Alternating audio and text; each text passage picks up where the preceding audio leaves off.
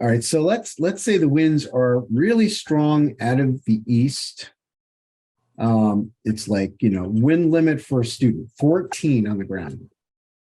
Winds up top are like 20. This is like right on the edge of where we would say, you can't go as a student. Now, given this wind line, we should probably exit pretty far out. Right, that's like a mile away, maybe a little bit more.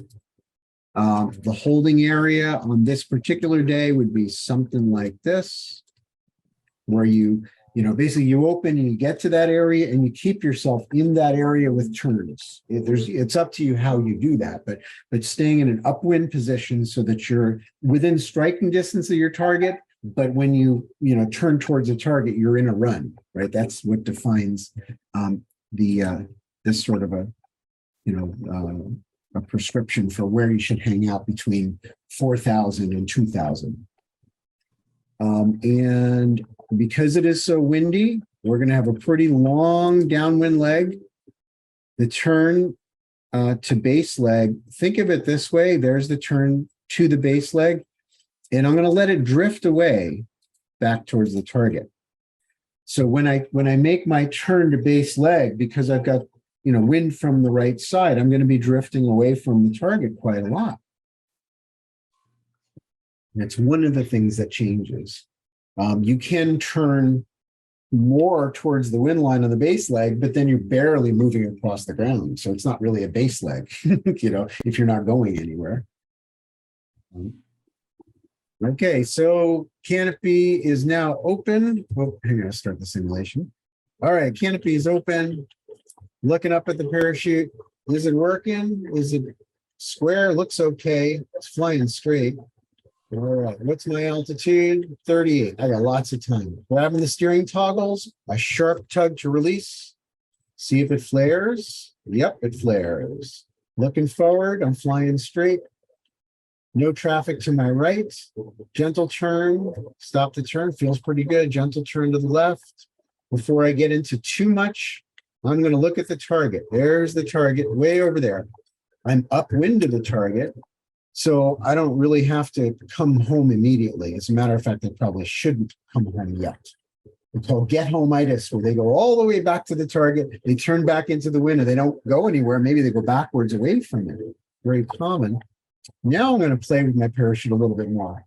Do some turns, looking into the turn and down, right?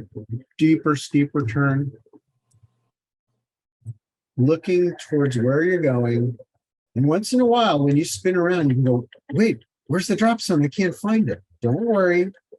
Slowly look down, look around. Oh, there it is. I see it.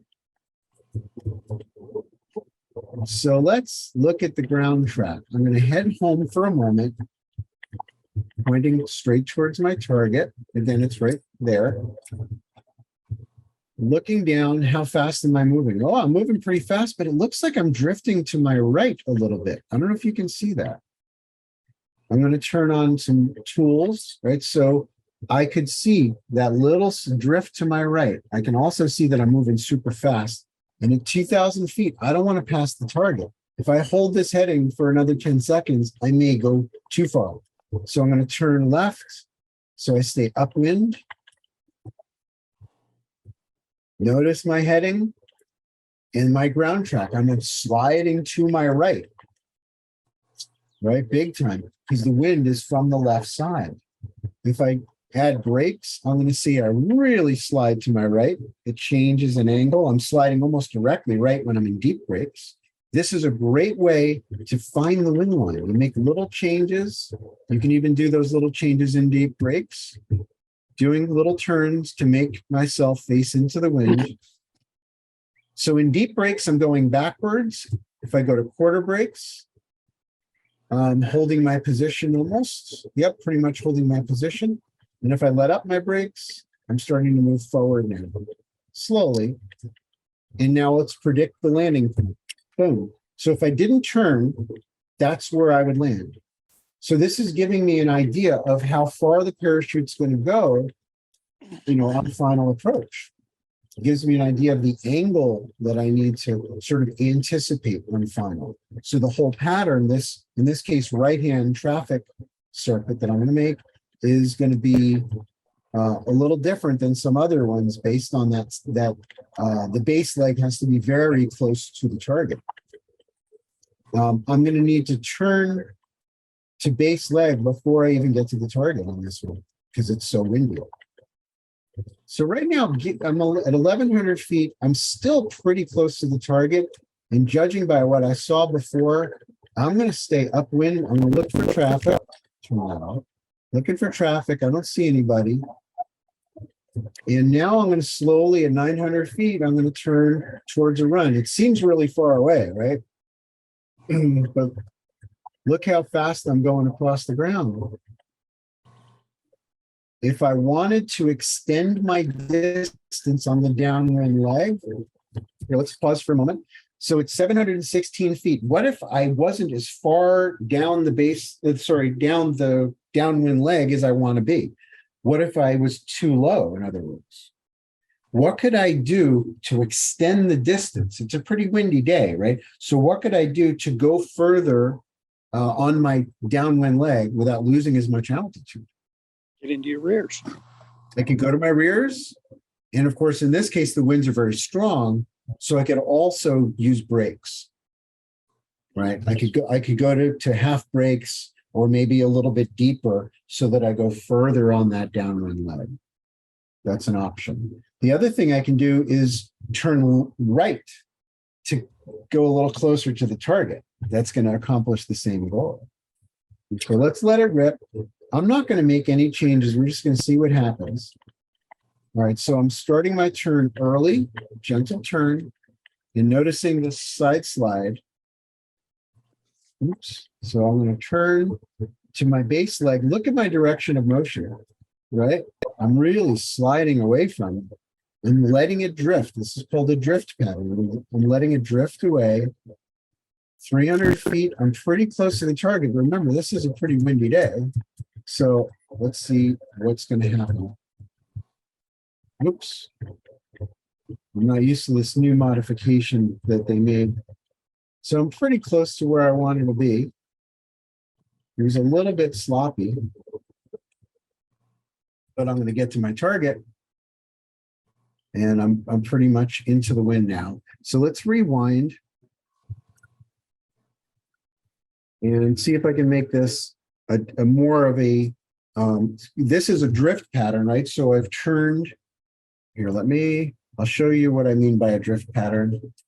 And I can come back to this one more time. So downwind,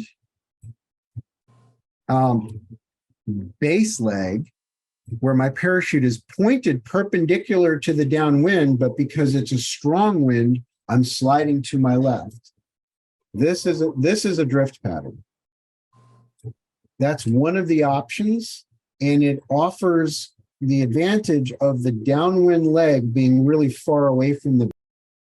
Another option would be to be closer to the target, turn my parachute to like this heading, so that I move across the wind line to that point.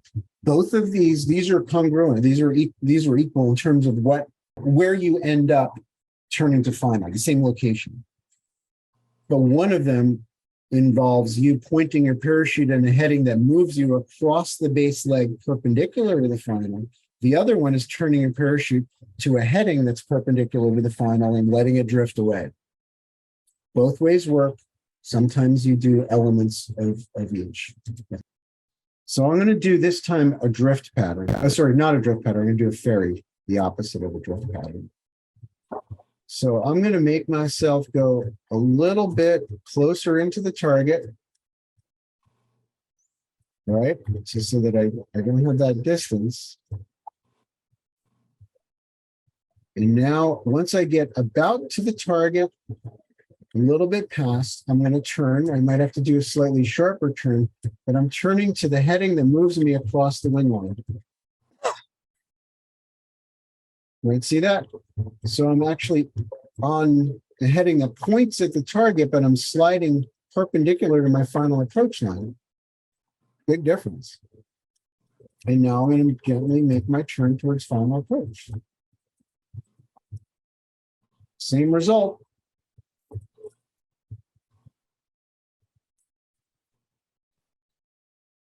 Looking forward, not down, even though you are kind of going down, keep looking forward. Keep it into the wind with subtle corrections. And 14 feet from the target. Not bad.